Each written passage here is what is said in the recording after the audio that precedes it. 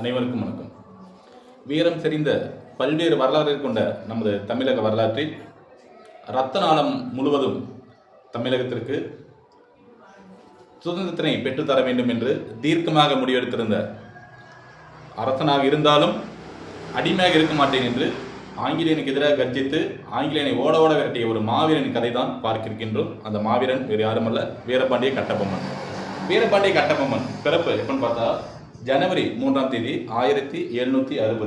இவரது பெற்றோர் ஜெகவீரபாண்டிய கட்டபொம்மன், சண்முக கனியம்மாள் என்கின்ற ஆறுமுகத்தம்மாள், மனைவி ஜக்கம்மாள், சகோதரர்கள் குமாரசாமி எனப்படுகின்ற ஓமைத்துறையும் துரைசிங்கம் எனப்படுகின்ற செவத்தாயும் ஆவார்கள்.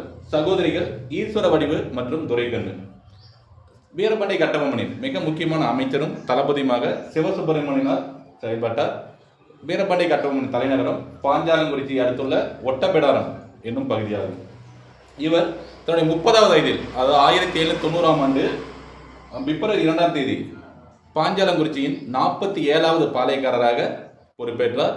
இவரது குல வம்சத்தில், பொம்மு வம்சத்தில் 5வது பாளையக்காரராகவும் இந்த பதவி வகித்திருப்பார். அதே போல 1792ஆம் ஆண்டு ஆங்கிலேய அரசுக்கும் கர்நாடக அரசிற்கும் ஏற்பட்ட அந்த ஒரு போரின் போது கர்நாடக உடன்படிக்கை ஏற்பட்டு பாளையங்கள் மீது வரி வசூலிக்கும் உரிமையை ஆங்கிலேயர் பெற்றிருப்பனர். அந்த உடன்படிக்கை ஏற்பட்ட 1792. இந்த வசூலிக்கும் வரியில், ஆங்கிலேயர்கள் வசூலிக்கும் வரியில் 6இல் 1 பங்கு நவாபிற்கும் நவாபுடைய குடும்ப பராமரிப்பிற்கும் கொடுத்துவிட்டு மீதி பணத்தை ஆங்கிலேயர் வைத்துக் கொள்வர். இது அவங்களுடைய உடன்படிக்கை. இந்த உடன்படிக்கையின்படி நமது பாஞ்சாலங்குறிச்சி இதை சுற்றுவட்டார பகுதிகளில் வரி வசூலிக்கும் உரிமையை நிர்ணயிக்கப்பட்டவர் திருநெல்வேலி ஆட்சியர் திரு ஜாக்சன் துரை அவர்கள். இந்த ஜாக்சன் துரை 1798ஆம் ஆண்டு ஆகஸ்ட் மாதம் 18ஆம் தேதி தன்னை ராமநாதபுரத்தை சந்திக்குமாறு கட்டபொம்மனுக்கு தூது அனுப்புகிறார்.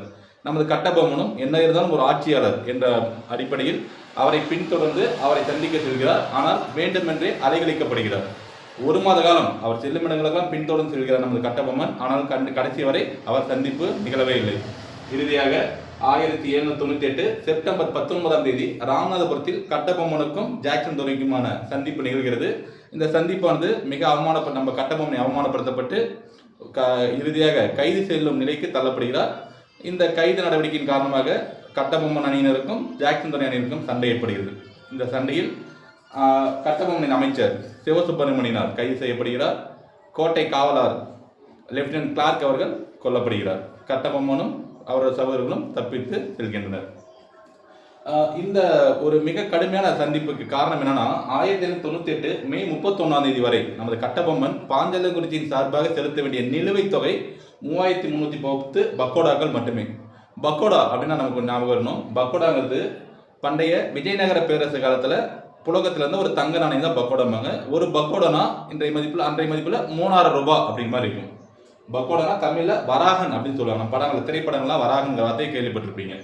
அதே போல் அங்கே தப்பித்து வந்த கட்டபொம்மன் மദ്രാஸ் ஆட்சிக்குழுவுக்கு, அதாவது வில்லியம் பிரவுன், வில்லியம் ஓரம், ஜான் காசாமோர் அந்த ஆட்சிக்குழுவினருக்கு கடிதம் விலாவரியாக கடிதம் எழுதுகிறார். தான் எவ்வாறு அவமதிக்கப்பட்டார், என்ன நடந்தது என்பதெல்லாம் விலாவரியாக எழுதுகிறார். இறுதியாக 1798 டிசம்பர் 15ஆம் தேதி அந்த குழுவிற்கு முன்னாக நேரில் ஆஜராகியும் விளக்கம் அளிக்கிறார்.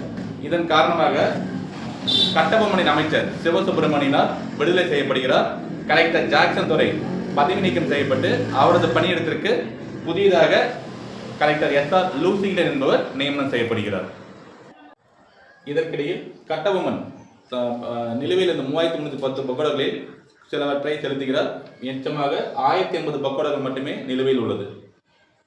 பிறகு 1799ஆம் ஆண்டு செப்டம்பர் 1ஆம் தேதி மேஜர் பானர்மேன் கட்டபொம்மனை சரணடைய கெடு விதிக்கிறார். ஆனால் கட்டபொம்மன் சரணடைய மறுக்கிறார். இதனால் 1799 செப்டம்பர் 5ஆம் தேதி மேஜர் பானர்மேன் மற்றும் ஆங்கிலேய படைகள் இணைந்து பாஞ்சாலங்குறிச்சி மீது படையெடுத்து வருகின்றனர். பாஞ்சாலங்குறிச்சி கோட்டையானது 500 அடி நீளமும் 300 அடி அகலமும் கொண்டது. கட்டபொம்மனை கைது செய்ய சரணடைய கோரி ராமலிங்கம் என்பவரை பானர்மேன் தூது அனுப்புகிறார். ஆனால் ராமலிங்கம் கட்டபொம்மனை சென்று சரணடைய சொல்லுகின்ற தைரியம் அவருக்கு இல்லாத காரணத்தால் அவர் சொல்ல மறுக்கிறார். ஆனால் அதற்கு பதிலாக கோட்டையின் ரகசியங்கள் அனைத்தையும் களவாடி சென்று மேஜர் பானர்மேனிடம் ஒப்படைக்கிறார். இந்த கோட்டை ரகசியங்களை அடிப்படையாக வைத்து பானர்மேன் போர் வியூகங்களை வகுத்து பாஞ்சாலங்குறிச்சி கோட்டையை தாக்குகிறார்.